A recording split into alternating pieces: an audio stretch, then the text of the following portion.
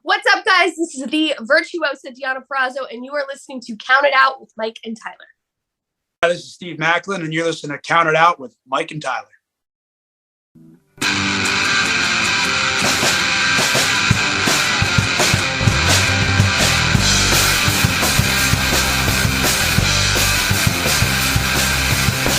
People walk around the world and keep your hands to yourself.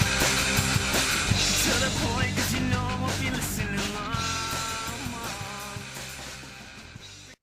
Well, we are live, pals, and welcome to another edition of the Bill Apter Sealed of Approved Count It Out with Mike and Tyler, brought to you by Mike's Hard Lemonade and Iced Tea. Hard Mike. No, we're not. You're not. We're not calling you Hard Mike from now on. That is not how you can be Mojito Mike. It's not gonna be Mike's Hard. All right, I'll tell you that. Already gone off the rails. 30 seconds in. My name is Tyler, and I am joined by, for 1 week only, Hard Mike. Fuck. Oh man, how are you? I guess you've been taking your Blue Chew then. Yeah. Fuck, man. We're the only podcast in the world that doesn't have them as a sponsor. Yeah, no shit. Right? You know? And we were in the top 50 of wrestling podcasts in Canada. I Thank know. you very much to everybody that did that. And before we get into anything here, thank you to everybody that's been subscribing to the YouTube page. We greatly appreciate Nice that. influx. If you have not done that, please go check out. We're running a contest right now that we'll announce the winners for probably in the next week or two. Sure. We're giving away 2 tickets to the next Destiny Wrestling show. That's Icons 3. Yes. Icons 3, the What a- Bullet Club in full force. Trent Seven's going to be there. The Oh, Rascals. The Bullet Club versus the Rascals. Yeah. Same. And that's the reunited Rascals. Yeah. 3 of the 4 members there. That's going to be awesome. Nuts. And we're going to do another giveaway immediately after that Yep. for the next Barry Wrestling show as well. I've got a they're pulling out all the stops for the next Barry Wrestling show. Steel cage main event Oh my with god. El Diablo Gabriel Fuerza versus Reverso. And I've got a autographed 8x10 event match graphic, I guess, signed by both men heading into the main event. Yep. So stay tuned for that. We're going to be starting that giveaway shortly as well. Somewhere in the annals of our thing, I'm pretty sure we have a former Impact champion, Josh Alexander, autograph to give away at some point. We've got a lot of This yeah. is going to be the summer of giveaways, and Mhm.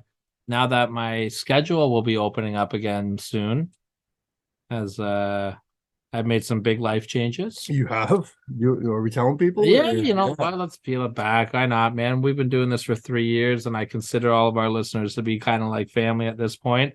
I have decided We're to leave. pregnant. Yeah, we're at this our wholesome home behind us. I've decided to leave the restaurant industry. Well, let's in a full-time let's be manner. honest. Both you and I have decided to leave the restaurant industry years ago. Yeah. We just Yeah. it just hasn't happened yet. But it's So, happening for you. You put in I- your fucking notice. I put in my notice. I'll be finishing up at my Now, restaurant. let's be honest, at your restaurant, you'll probably do some serving, some Yeah. bartending, some here and there. Yeah, of So course. you're not completely out yet. But as a full-time employee of a Manager. restaurant, as That's as the a big one. full-time employee of a restaurant for Yeah. the first time in 20 years of my life, I'm nervous, I'm terrified, but I seem to be doing very well at the new career, and we're going to hope to continue to do very well. Otherwise, Well, I'm both proud and envious of you because I'm on my track too, and Well, you'll hopefully be the next there. 6 months I'll be there too. So yeah, Absolutely. that's part of the dream. The other part of the dream is you guys subscribing to this show. Yeah, do over it. and over and over so we can get some pay, baby. yeah, then I can not ever work again. exactly. We're Because gonna have to start OnlyFans.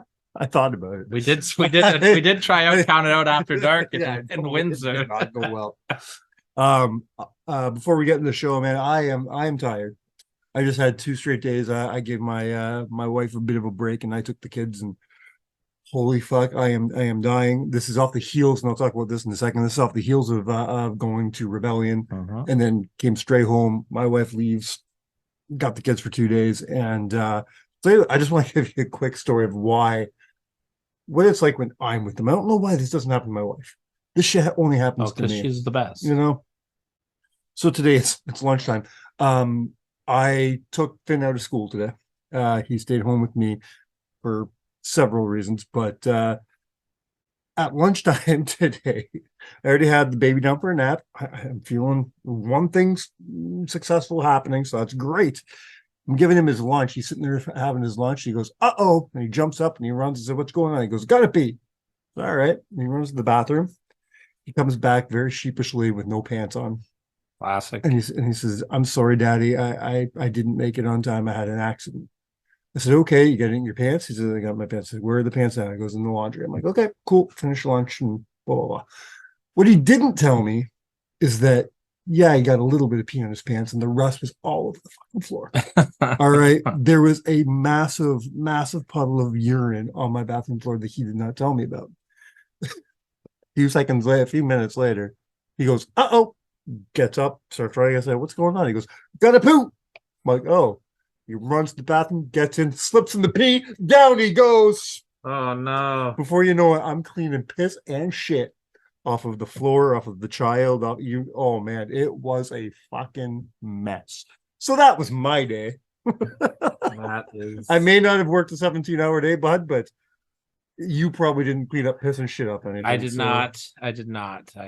I did not. But I am also very tired. This is my third marathon day in a row. Mhm. I worked a 12-hour day Sunday while you were enjoying Rebellion. Yes, sir. And I just finished back-to-back 17-hour work days with a wake-up time of 6 a.m. And as we are recording this, it's It is 11:30, and I am an hour Yeah. away from home, and we have about 40 minutes to go here. So let's do this. We'll get right into it. Speaking of Rebellion, I want to thank my good friend and listener of the show, Jeff DeHaan, Yeah. for pretty much last minute joining me. You were originally supposed to come with me. Things just didn't work out. You had to work. Everything's good. And I had decided I had 3 people in mind. If they weren't going to take the tickets, I was either not going or I was just going along. I didn't want to just take anybody. You know what I mean? I could have taken anybody in the wrestling community. There's anybody I could have offered it to. But these shows have become really special to me. So I knew Adam couldn't go. I knew Matt couldn't go. Jeff usually can't do this kind of stuff. His life is very hectic. I offered him the ticket. At first, he's like, probably not. Thanks anyways, but probably not. He gets back to me 8 hours later. He's like, "I can't believe this. My wife said yes." It's like, yeah, I'll go. So we went, man, and hit up some good barbecue on the way in. Hit up the show. What a great show. Saw all the regulars. Ran into our good friend / frenemy, George McKay. Always a good time seeing George. I will say, I hate to say this publicly, but I will put George over. He did have a great interview with Chris Van Vliet. Fuck him. He did. Not as great as yours, of course, Mike, but he had a fun chat with Van Vliet. I would recommend checking that out. But there you go, George. Work in. There you go, George. All right. Yeah. So saw George at the show. That was nice. Ran into our good friend Reverso. I love him. Got to shake hands with Channing Decker. Few of the other guys we see at Destiny all the time. You know, I feel like one of those workers, even though nobody knows who the fuck I am. If I see somebody, I'm shaking hands. You know what I mean? Yeah. Shooting the Indies, whose name I still don't know. I don't think we got it when we finally met him, but he was so busy we didn't actually get. I just call him Shooting the Indies or Not Brian. Those are my 2 names for him. Other than that, man, the show itself. Now you watched the majority of it on pay-per-view. I watched, I'd say about 60 to 70% of it. Yeah, I have a couple questions for you before I get into the part of the cards I like. How did it look on television? Visually or audio? Okay, let's start with visually because I know it had to be awesome. Beautiful. That venue. Yeah. Go back to our interview just this week with Sami Calahan. Are we throwing it on this week? You got to throw it in? Yeah. Sure, throw it in. Yeah. I was planning to do that. Okay. So you've either are about to or have already listened to Sami Calahan. We're gonna play it right now, and then that way when you come back from your great interview. By the way, Ben, we got to start actually planning our shows out again. I know this has been the worst week for us. I know for planning out a show. Well, here's the thing: we used to never put out interviews before the show, and now we've been doing that. We've been putting it on YouTube first and getting traction, and then putting it on the show. So this is a learning process for us. Anyways, as you hear Sammy say, Sammy is not a fan of coming to Canada. He's been very vocal about that in past on shows with Chris Van Vliet.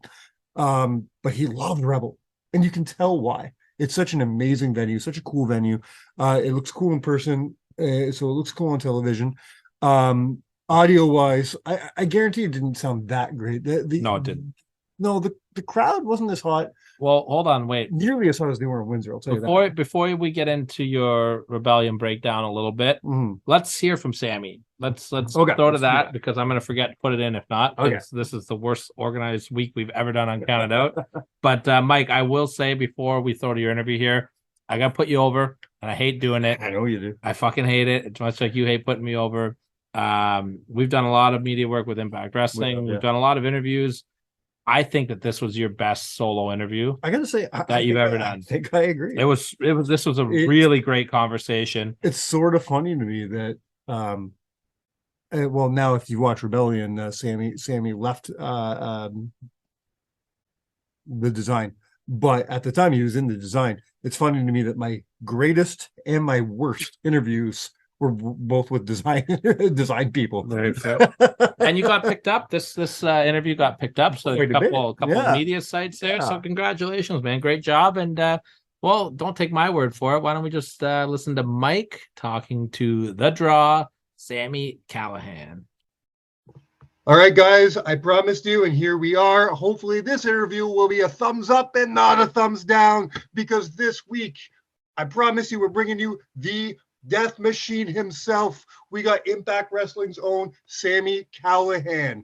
Sami, how are you doing, bud? Yo, I am pleasantly surprised. You actually had a good intro. You got all the facts. You got the Death Machine. You got the Sami Calahan. So you know what? I'm not going to give myself the golf clap. You're getting the golf clap today. Look at that. I'm very pleased. Good way to start the interview. To keep going with the information, we can see Sami Calahan this Sunday in my backyard of Toronto. You're coming for Rebellion this Sunday, coming out of the Rebel Complex. Man, listen, I've seen your interviews before on shows like Chris Van Vliet and stuff like that. I've heard the stuff you said about Canada.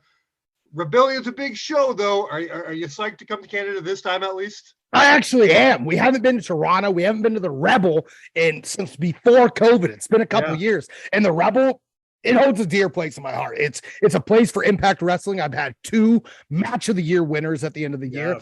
And it's one of those places, it's a building like none other. Like there's screens above the ring, there's crazy lights. It's going to be packed. And I just saw a little rumor today on Twitter. It was sold out, but they were able to free up some space, add some tickets. So if you're in Canada, hell, if you're not in Canada, you want to come to the show, there are limited tickets available. ImpactWrestling.com. See that? That is a good plug. I am very good at interviews. You know, you just brought me right into my first question, because that shows right now you are a businessman. You are all Impact, buddy. And that brings me into my first question. The first thing I really wanted to talk to you about is the people that love Impact. The thing that we love about it, it keeps different. It keeps this revolving door of wrestlers coming in and out. It keeps things fresh all the time. But they do keep a large handful of people that keeps Impact what Impact is. You're definitely one of those guys. You got Josh, you got Jordan Grace, guys that keep Impact. We call you, unofficially, we call you the Impact Faithful. You've been there since 2017. You're one of the major reasons Impact has had this turned face in the last few years and is putting out, in my opinion, the best product it ever has. How important is it to you to be an integral part of Impact's comeback story? Very much so. Sure, I've been world champion. I've been Match of the Year, Moment of the Year, Wrestler of the Year for Impact Wrestling. But being a part of Impact Wrestling and being one of the people that helped turn this company around, being a part of that at the ground level, that means more to me than any championship I could ever win on my resume. Because some people may have wanted to go to other companies. Some people may have wanted to go to Japan. Me, growing up, I was a diehard TNA fan. I went to the shows at the Asylum. I drove 4 hours down from Ohio. It was always TNA's where I wanted to go. TNA's where I want to go. And then getting a chance to come here when Impact Wrestling was at a lull. It was at a down period with the old regime, and having the new regime come in and see the growth exponentially for the last 5 years is absolutely crazy. And being a part of that is one of the best things I could ever think of. Sami, you're definitely one of the first names that comes up when we talk about some of the more hardcore matches and hardcore moments in Impact Wrestling history. You've had some of the hardest hitting and most exciting matches, especially of the last 5 years.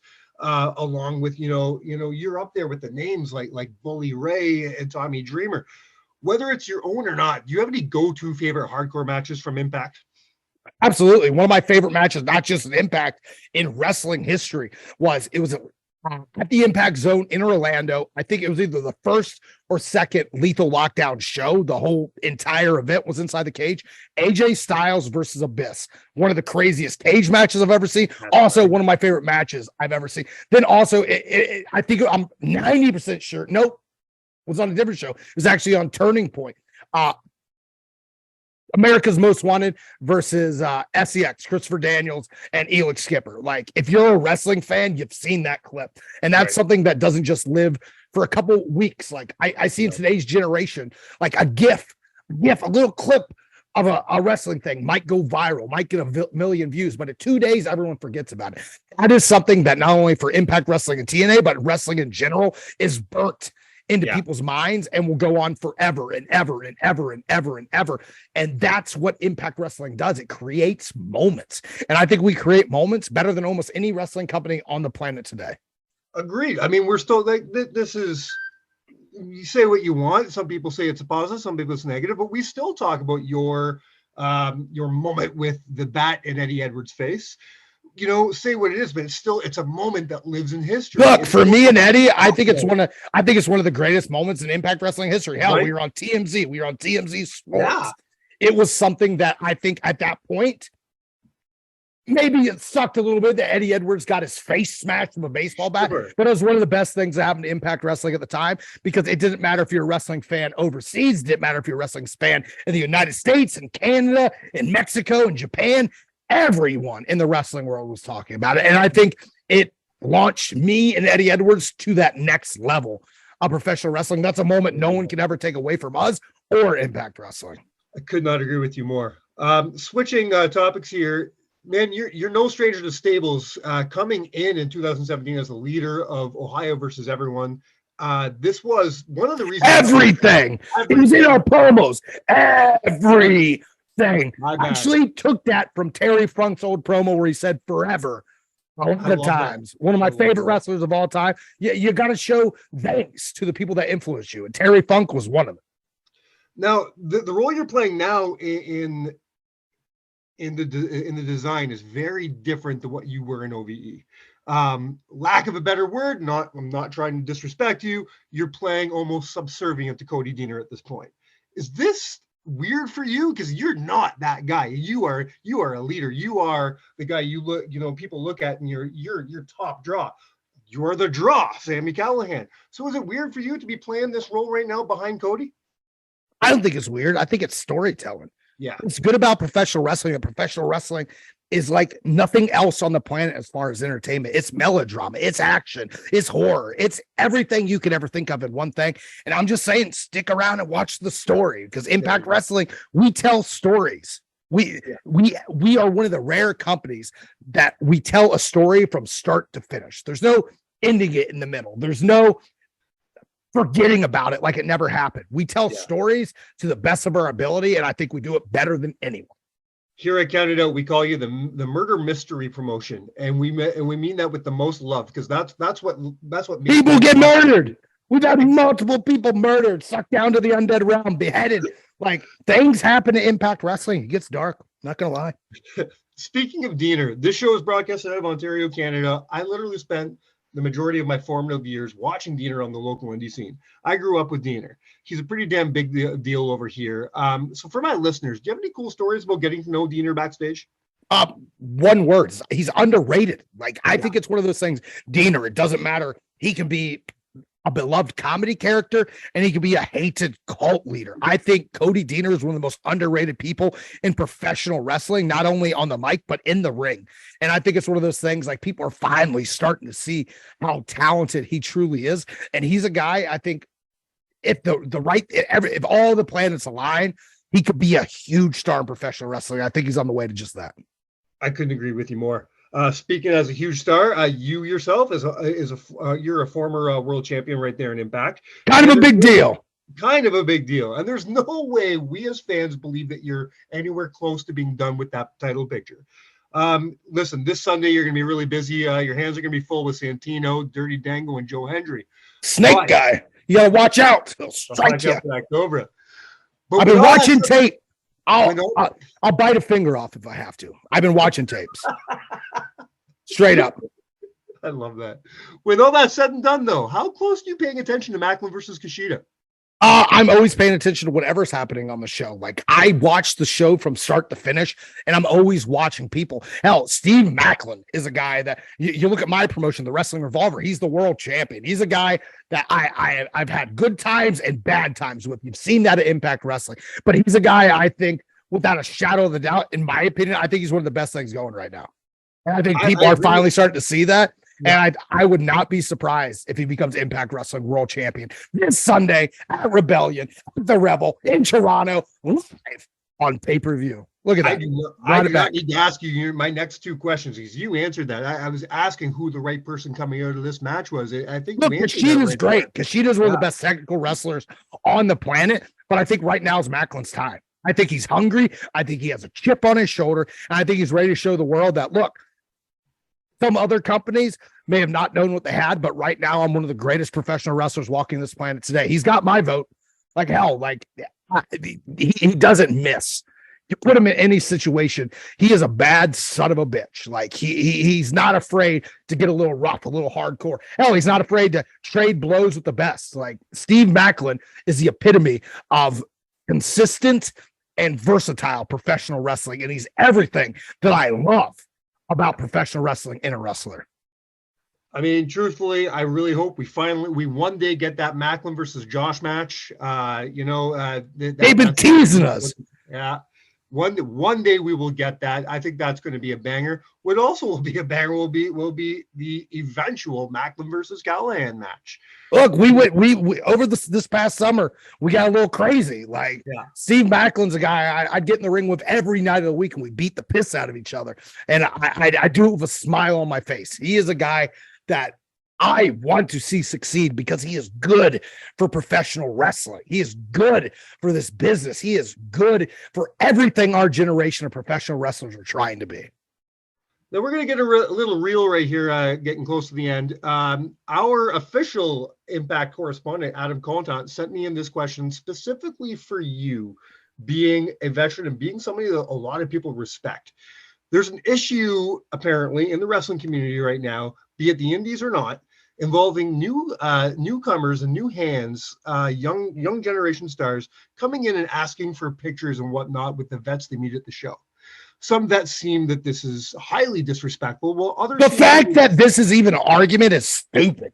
Like, look, if you want to take a picture of someone, take a picture of someone. It's not that big of a deal. Like, hell, if Terry Funk was on a show, I'm taking a picture with Terry Funk. And it's one of those things like, I think that's why Impact Wrestling right now is so special, because in our locker room, that shit doesn't happen. There's not this animosity of people fighting with each other of who can take pictures and what. All we're worried about is having the best show every week and having the best pay-per-views in professional wrestling. And we continue to do that, not just one person, but as a damn team. And this is why I was asked to ask you. Nobody is as honest as the Draw Sami Calahan. We love the honesty here on this show, and thank you for that. This is what people need to hear. People need to learn how to let go of the bullshit, right? Stop hanging on to your preconceived notions of what wrestling should be and go have fun with it. Just have fun. Professional wrestling is supposed to be fun at the end of the day. It's supposed to make you feel like there is zero reason for the animosity between fans, the animosity between wrestlers. Everyone work together and have a great time. And that's what we do here at Impact Wrestling. Now, before I let you go, there's a question I got to ask you. It's a thumbs up, thumbs down. I'll just do it one question. I'll give you two options. Give me the thumbs up on one, thumbs up on the other one. Right here on this show, my partner and I are both massive, major fans, diehard fans of a certain Cincinnati football team. That's my team, bro. You don't even want to see my house. I meant to say Ohio, so I buried the lead. I want, because I know you're from Ohio. Yeah. I hate the Cleveland Browns. I don't mess with the Browns. I'm gonna turn my thing. You'll be able to see just Bengals memorabilia everywhere. Bengals, favorite. Bengals. We're diehard Bengals fans over here. We don't have a Canadian football team. So I had season tickets last year. It was a great time. The Bengals, I've been a diehard Bengals fan since I was in diapers. Yeah. And to see them having the success they have, Cincinnati Bengals kind of feel like Impact Wrestling. They may have been counted down and out, but now they are showing the world exactly how dangerous they can be. Man, if I needed a reason to like Sami Calahan even more, he's a Bengals fan. I don't know why I'm even surprised. There's no way this guy could have been a Browns fan. Sammy, thank you so much for being here, man. We are going to see you this coming Sunday. Do you have This anything Sunday. to say? Yeah. If you want tickets, we have few left. Go to impactwrestling.com, snatch them up. If you can't be at the show this weekend in Toronto, watch it on pay-per-view. It's not hard. Like, you don't have to go to Right on satellite Fight provider, pick Network, up a it's box. there, it's easy. You click a button, you can watch it. It's extremely simple. Technology is great. But this Sunday, live on pay-per-view from the Revel in Toronto, Canada, everyone tune in to Impact Wrestling presents Rebellion, and I guarantee you will have a great time. On behalf of Counted Out, we have been Counted Out. Give us a thumbs up, thumbs down, Sammy. Thumbs up, thumbs down. Dude, I'm telling you, that was fucking awesome. Well, man. I Cheers- think I cheers learned. to you. Thank you, sir. I think I learned right away. You want a good interview with Sammy? Give him a good intro. Yeah, and it's funny because we joke off air a lot. Your intros, you always say that you're nervous and you think that you ramble in your intros. So I pop so hard when I'll pull the curtain back on Count It Out a little bit here. I think the first thing I text you once the Zoom account that we use is under my email address. So I get, and I do all the editing. So I get all the stuff, right? Yeah. And I was at work doing some paperwork and I got the notification. So I was like, I'm listening to this in my office while I do it. Yeah. And the first thing Sami Calahan does is put you over for your intro. I was just dying. I was like, yeah, let's go. I was very happy with that, and happy with the interview all around. Great I hope interview. you guys enjoyed it. Sammy, of course, was at Rebellion this past Sunday. Turned as anybody, tonight's list, by the way, is the most unpredictable. Let's call them swerves in wrestling.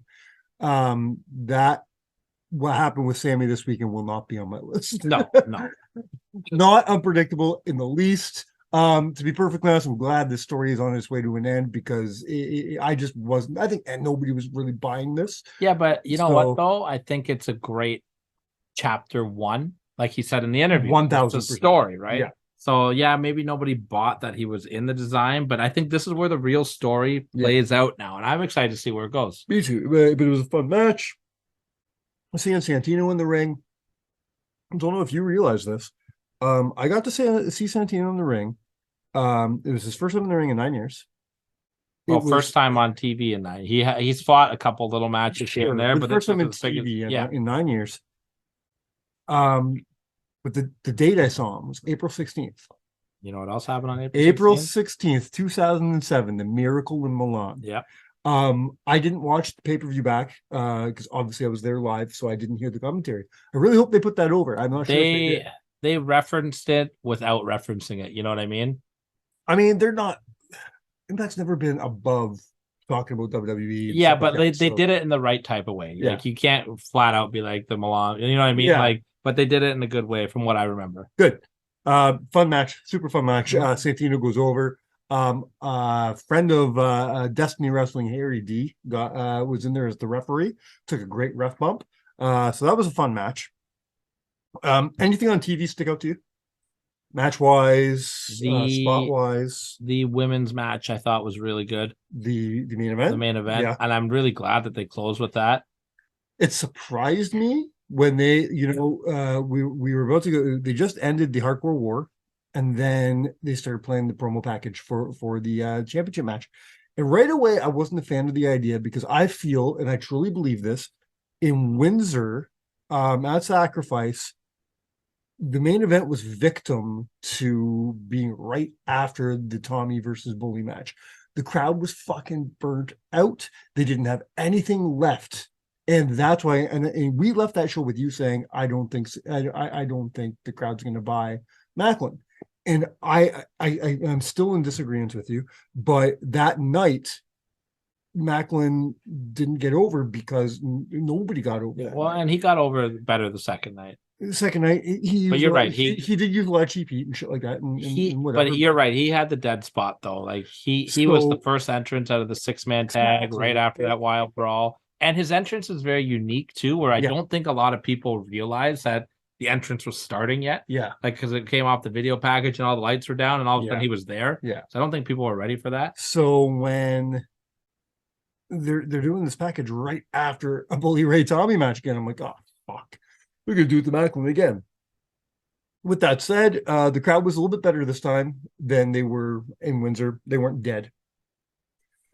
Macklin winning the title in this spot, not in the main event. If he was gonna win, which he obviously did, I feel like it should have been the crowning moment for him at the end of the show. I think also with the angle that they shot, I think that's a stronger close to the show Yeah. than Deanna winning. But with that said, Deanna winning, you said this over text with me, and I can't agree with you more. If they want to make this title, this Knockouts title, 100% equal to the men's title, this is the way you do it. And on top of that too, though, and I think this is where their thinking might be as well. Like, Deanna is a very established star in Impact Wrestling, but when you lose Mickey James and you lose Josh Alexander, and you possibly lose Jordan and Grace right now, and yet we don't know. Jordan did work the tapings the next night. Okay. She worked the next night the tapings, and she set up angles for the future. Okay. So it does look like she'll be sticking around for a little while, All right. at least. Yeah. But you want to end that night making a new star and pushing Deanna to a higher level. I'm not saying new star because she's always been a star. Yeah, but it elevates her to a higher level. Listen, you want to talk about, because right now they need a new face of the company.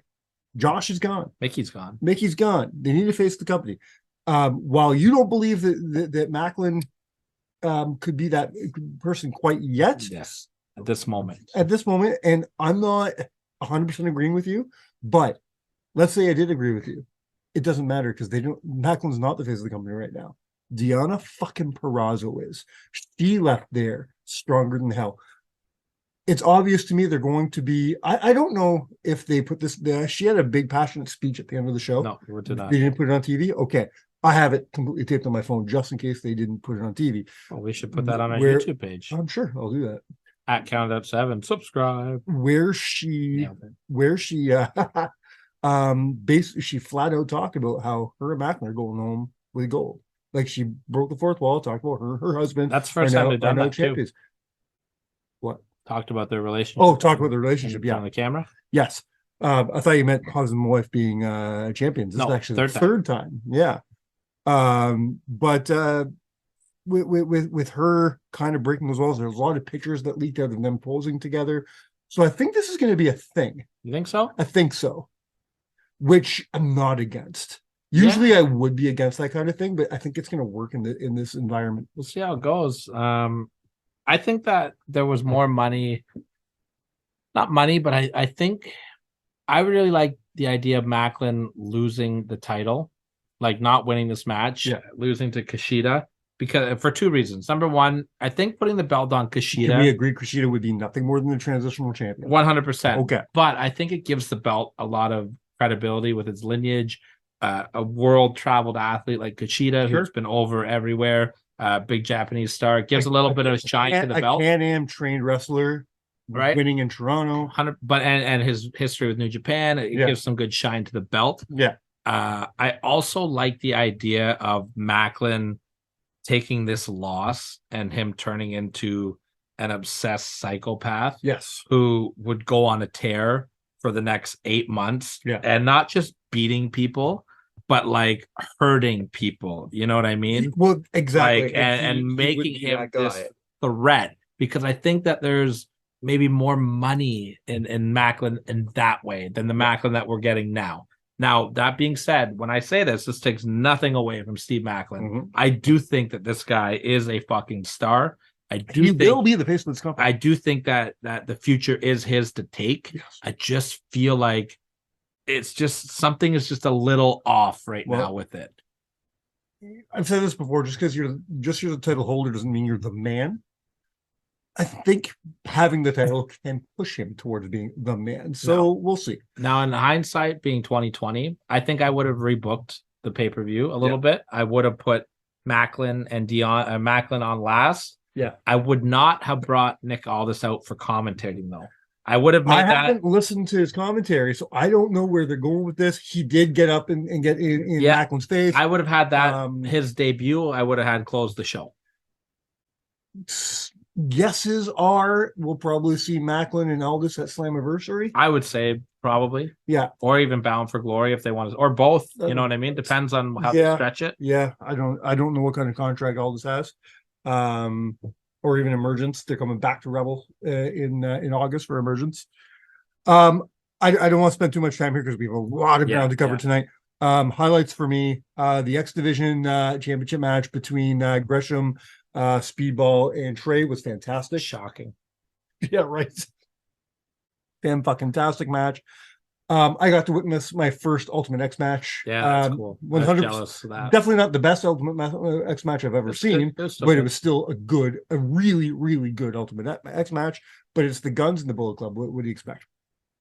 Eddie and PCO was fun. That's all I can say about that. It was fun. Mm-hmm. I like both those guys. I like seeing them do what they do live. PCO, it was disgusting, dude. He knocked his shoulder out of his socket, and you could see it just fucking hanging there. He's not human, and it was disgusting. Anything you saw on TV that really stands out to you? I was at work, so I can't. I was watching it but not watching it, but I just thought it was a good show. Great show all around. I give it a good 7.5 to 8 out of 10. Yeah, and sellout. Really good. Really quickly, the day before I was there, you were in Barrie. That's right. Doing your thing. Tell us about that. Oh man, I gotta say, there's really something special brewing in Barrie right now.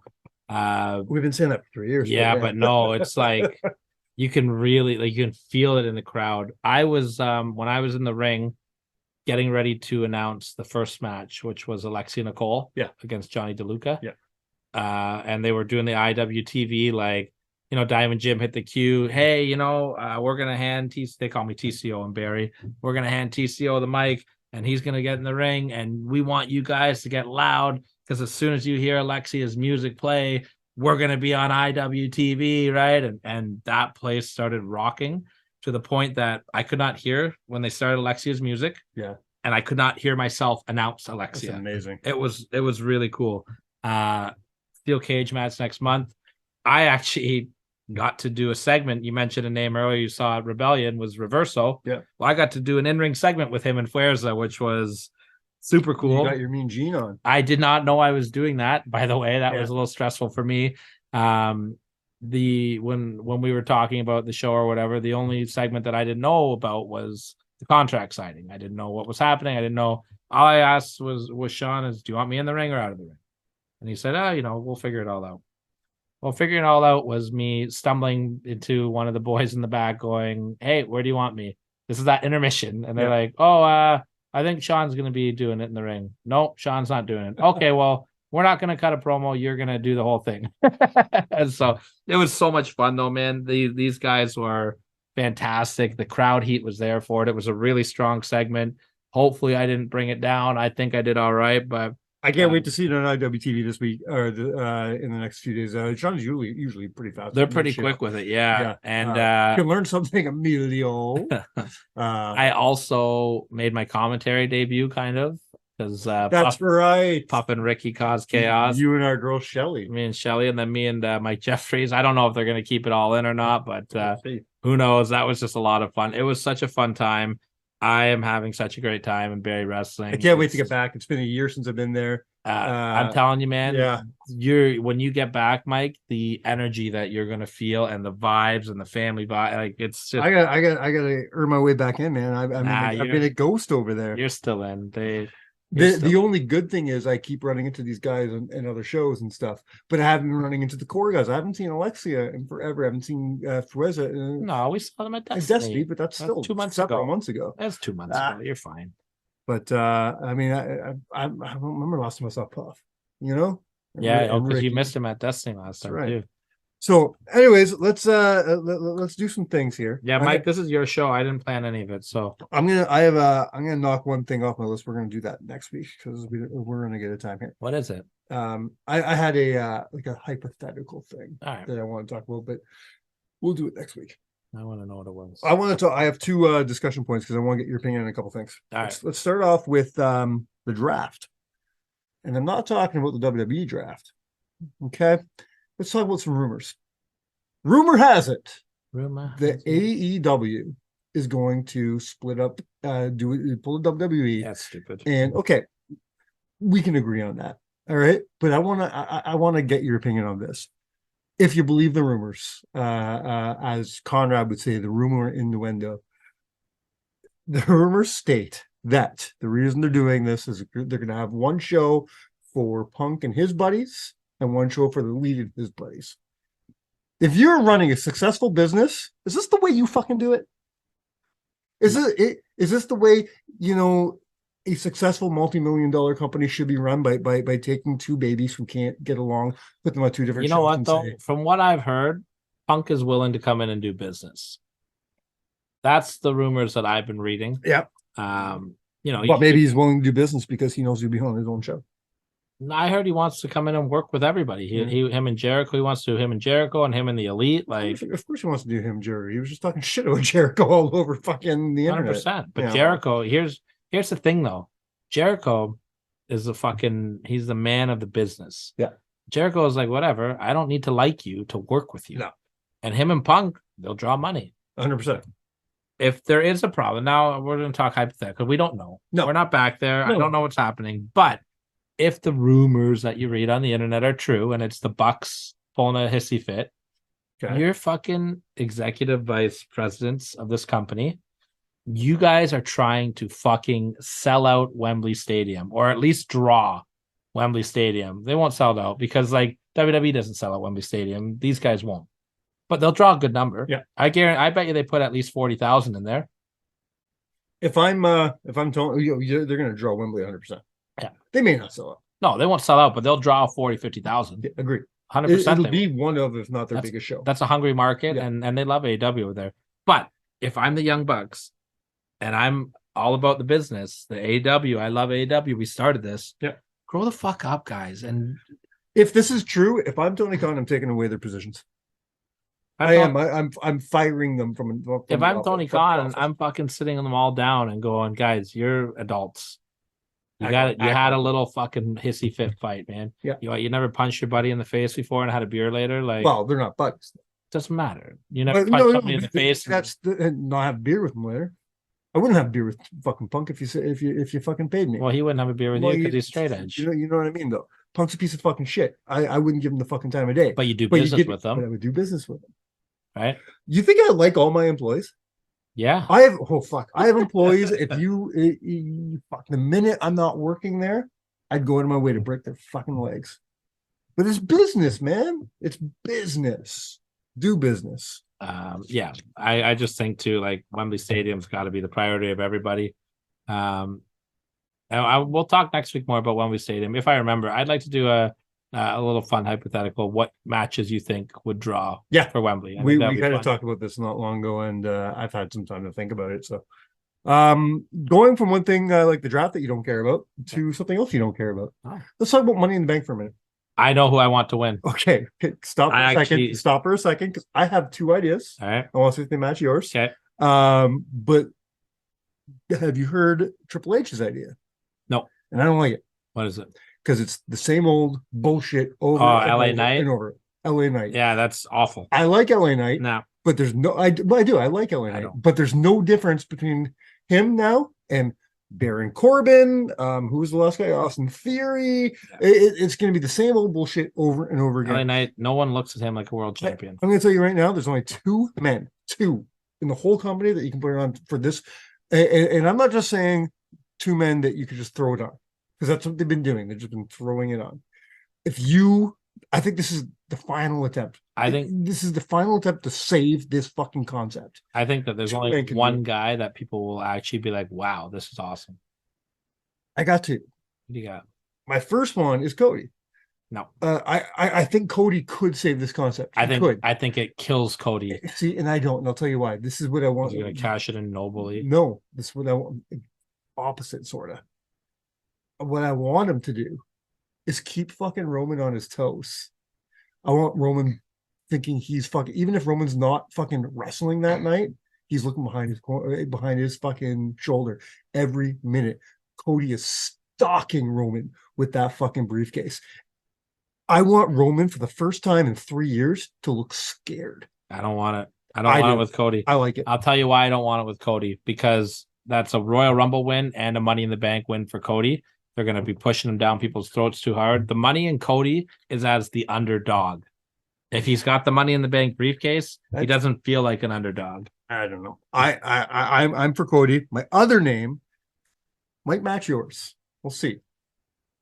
I get to go on Logan Paul. Thank you. Yes. That's it. Yeah. You put Money on the Bank on Logan fucking Paul. Right.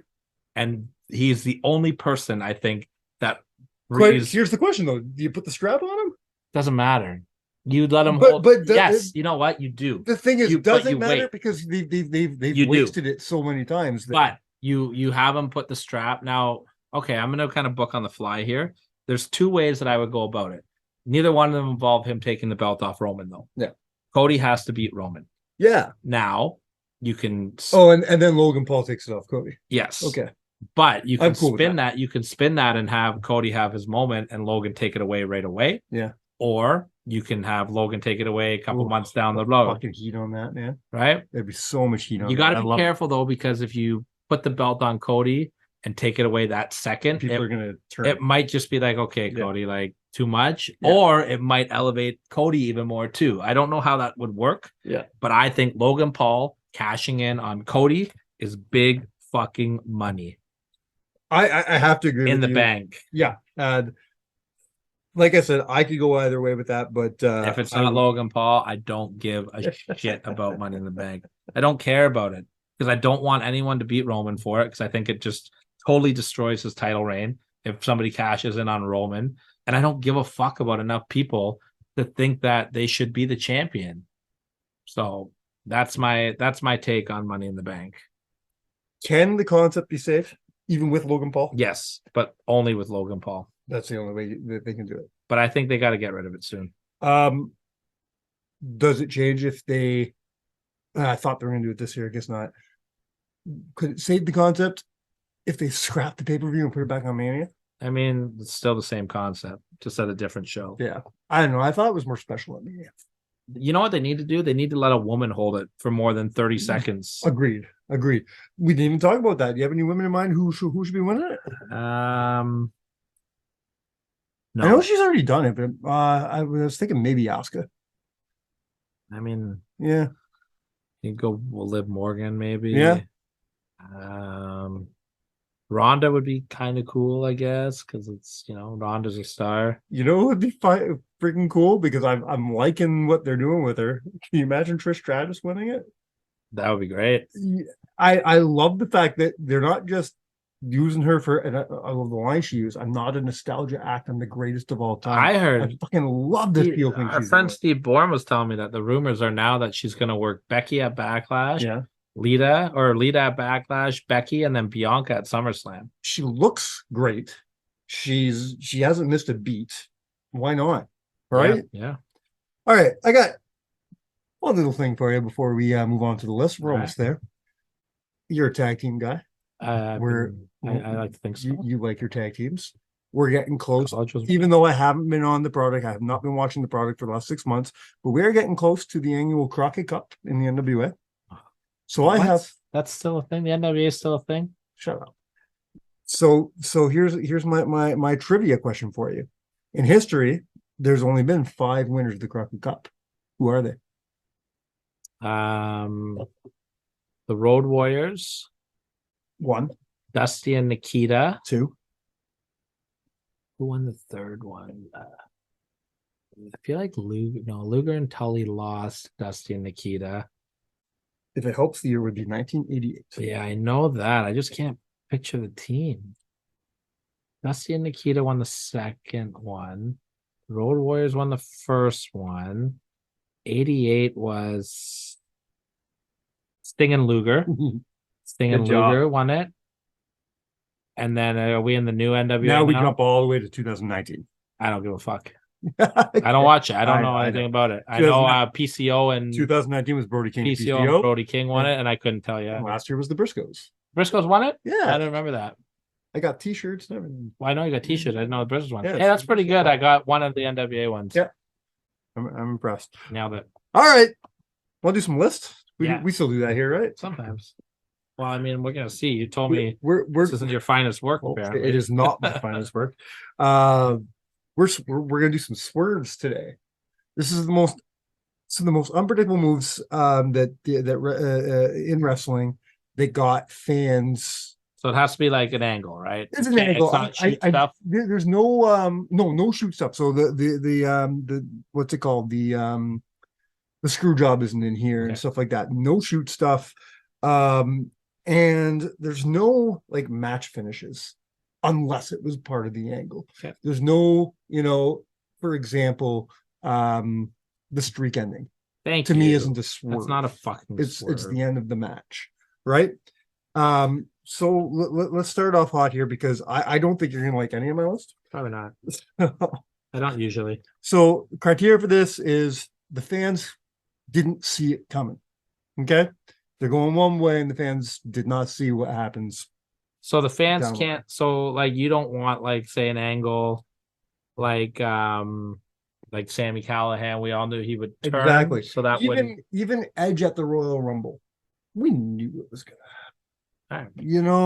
We didn't. So like with when Christian turned on Edge in Toronto, because they were teasing the turn. Exactly. So like for instance, Mr. Wonderful turning on Hogan wouldn't be on your list No. because we saw. Okay, Exactly. let me take that off my honorable mentions. So my number 7, we're going to Armageddon of 1999. Yep.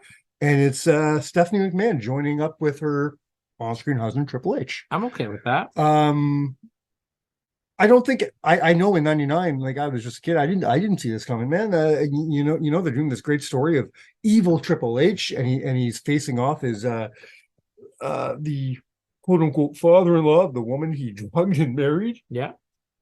And if Vince wins, the marriage is annulled, and Steph turns on Vince and hands over the sledgehammer, and it is what it is, and it turns into one of the biggest stories in history, the McMahon Helmsley era, which is a precursor to every shitty authority figure angle to follow.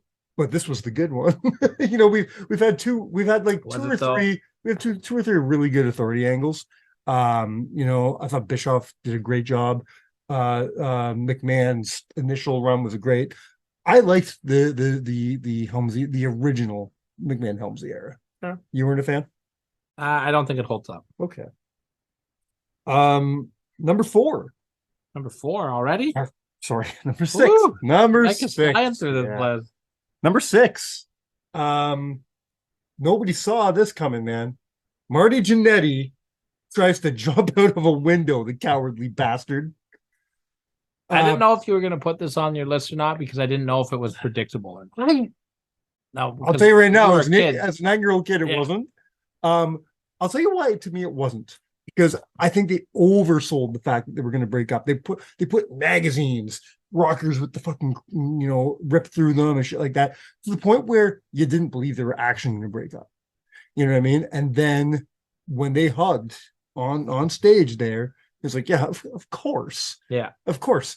To quote Bobby Heenan, one's no good without the other, I knew he was going to do that. And then the kick hits. You could hear the audience, the shock, the awe in the audience when that kick hits, and especially when he throws him through the window. Mm-hmm. I don't think it was predictable. I don't think anybody saw that coming. It's tough to gauge that one because I was 8. Like I didn't see it coming when I was 8. Exactly. But like if you go back and look at the angles leading up to it, like you could see it coming. I guess. But I mean, that's just us being older watching it. But I mean, 8-year-old me, I was like, what the fuck? Like, yeah. And in an era with no internet, no dirt sheets, nothing 100%. like that, I don't think the crowd was smart to it. No, 100%. I'm with you. My number 5, something we've talked about very fondly on the show before, and it's all about having a plan B. I'm cool with this here. Seth Rollins turning on the Shield. Yeah. To me, I think everyone thought that Ambrose was going to be Dean. Yeah. Of course it was going to be Dean. I think everybody assumed every stable eventually breaks up. Every team eventually breaks up. It's just, how are you going to do it and who's going to turn heel? I don't think there was ever a question it was going to be Dean Ambrose. Yeah. So when it was Seth, man, it turned some heads, 100%. and it skyrocketed Seth Rollins' career. No, I'm with you on that. I'm down with that. I like it. Now my number 4. We're finally there. No pressure. It better be good because you'd said it twice. Sure enough. Let's just say the name of the contract is McMahon, but it's Wow. not Vince McMahon. This is a good one. I didn't think about this one. Big swerve, man. 100%. The news all day, even if you weren't on the internet, because in what was it, 2001?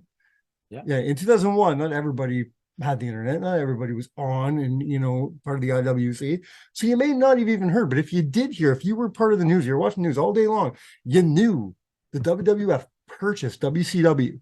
You knew that Vince McMahon now owns his competition. Now he comes on TV and spends an entire 90 minutes talking about how he owns his competition. The last thing you expect is for them to turn something very real into an angle.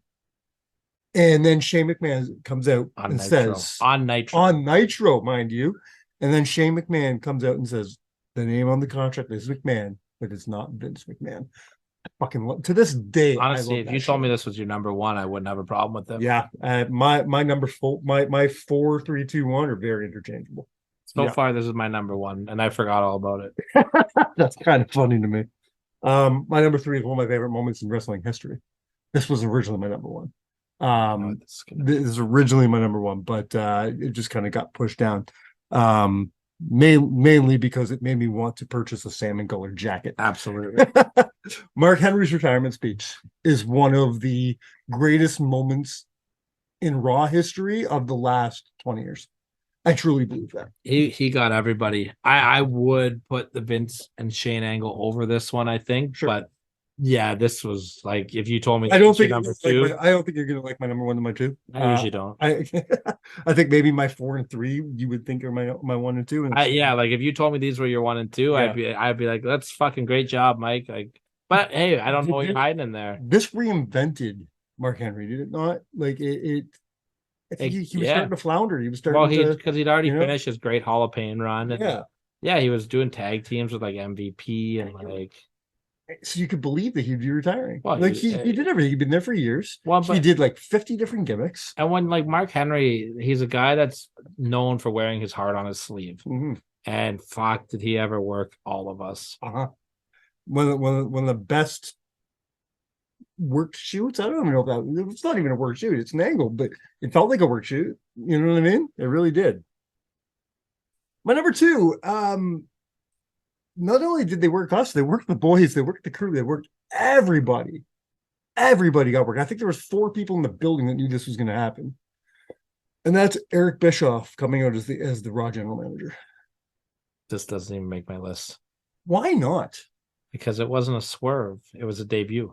No, but it was. What was the swerve? The swerve is we're going to be making a fucking general manager. You're assuming it's going to be fucking William Regal or fucking something like that, and we're giving you the man that Vince McMahon has fucking threatened to murder several times. We're giving you the man who has attempted to put this business out of business. No, come on, man. This isn't a swerve. Listen, if you don't want it, my number 2, that's fine, but you can't take it off. It's not even an honorable mention for me. It's not a swerve to me. This isn't a swerve. It was a shocking debut. It's a shocking moment. But they didn't swerve me. They didn't promise me something and give me something different. They promised me a GM, and they gave me a very shocking GM. But they didn't. I don't know, man. They, like the fact that they even worked the boys, they worked everybody. I can't agree with you on that one. Brings me to my number 1, which I think it would be obvious. I have no idea because it's one of the to me it's one of the biggest heel turns in history and one of the biggest swerves in history, and that's the Third Man. Yeah, Hulk Hogan coming as the Third Man. Nobody saw that coming. Bobby Heenan did. So only Bob, only for 20 years. Only Bobby. How big of a swerve could it be if Bobby saw it coming for 30 years? Bobby's the brain. He's smarter than all of us. That's fair. You know, Bobby's 10, 15 steps ahead of us all.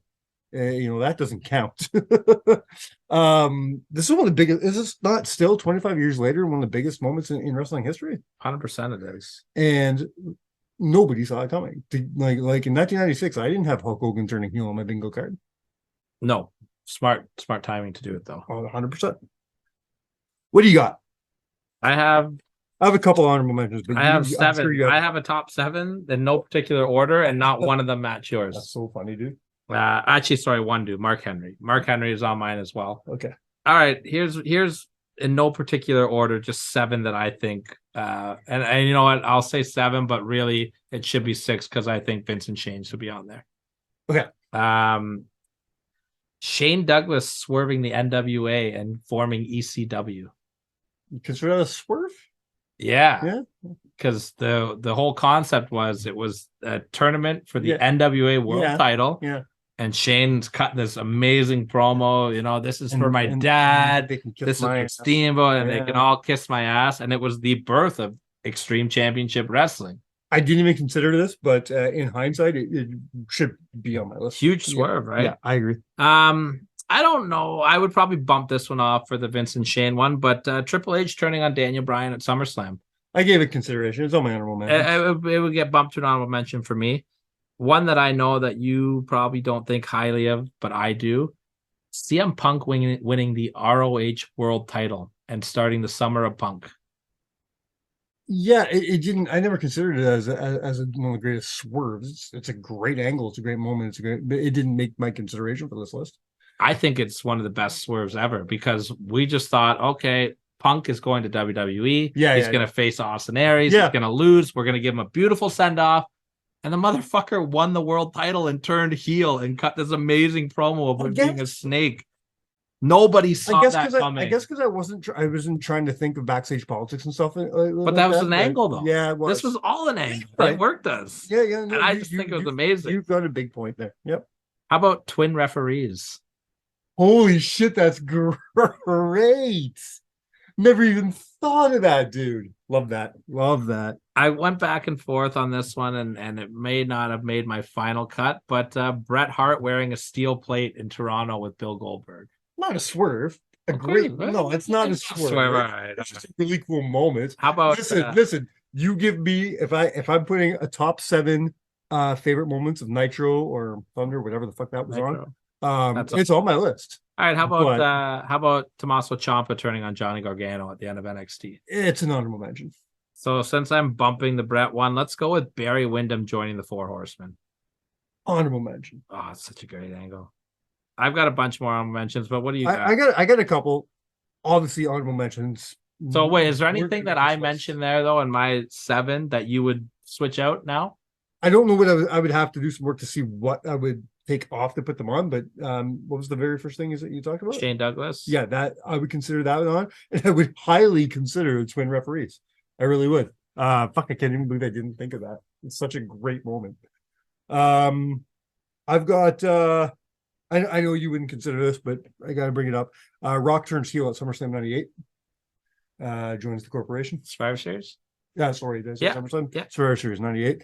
With the whole mock. Yeah, that's great honorable mention. I put that on honorable mention. I've got Stone Cold turns heel at WrestleMania 17. Yeah. But it was a swerve. Yeah, but it wasn't. But it would have never made the list. Say what you want about the angle. It's still a swerve. Vince McMahon was the higher power. I thought about putting that as an honorable mention just so I go, it was me all along. One of the most infamous moments in wrestling history. Say you want about it, but it's still a fucking swerve because they were expecting one man to be a champion at the end of the show, not this man. David Arquette wins the WCW championship.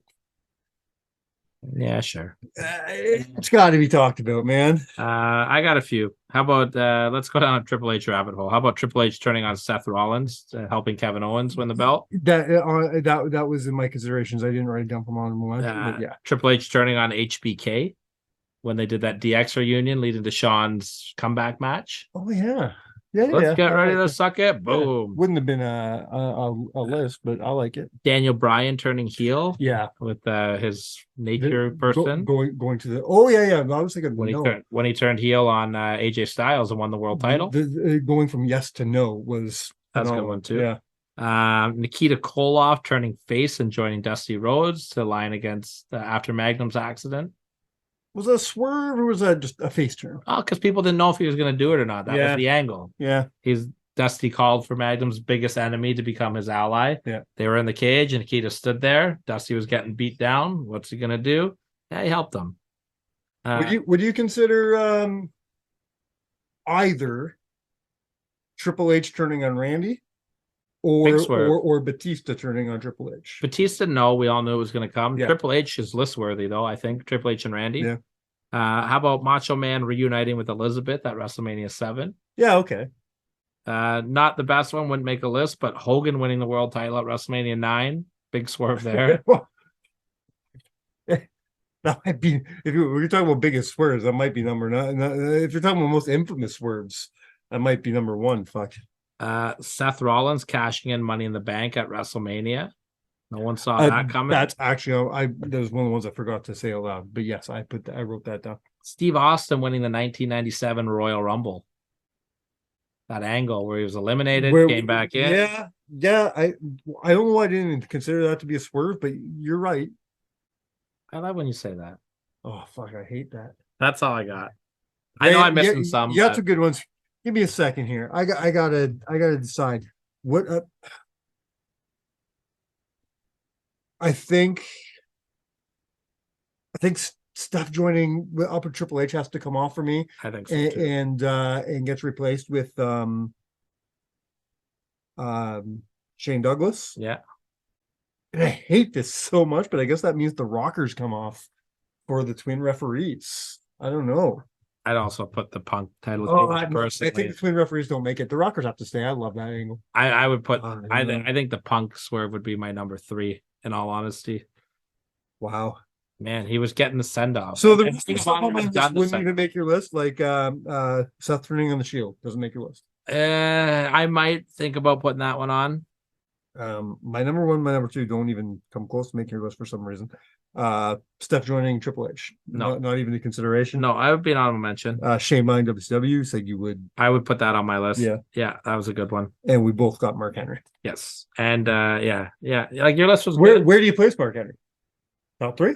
Yeah, I'd say I put him 3, Punk 2, and maybe Shane Vince number 1. Just because it was such a strong angle. It was really like that's what I think. That's part of my criteria is how strong the angle is as well. Not just the swerve, but like fuck. I want to watch more now. I also really liked when Punk turned heel against The Rock at that Raw.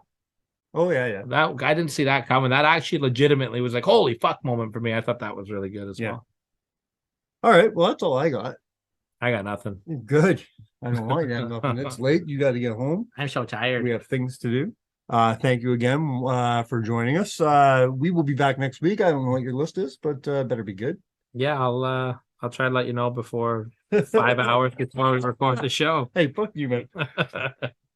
You spit 2 kids out your cock and see where you are. I spit more than 2 out on a daily basis, buddy. Good Lord. That's a shoot, brother. That's a shoot, brother. Literally. And on behalf of all of fucking TCO's unborn children. I am pretty crabby. Whoa. Whoa. I had a button. Living in a tissue. We have been, and on behalf of our guest today, Sami Calahan, thank you to Ross Foreman. Thank you to Sami Calahan. Thumbs up, thumbs down. We've been counted out. And it's a sock. Cheers.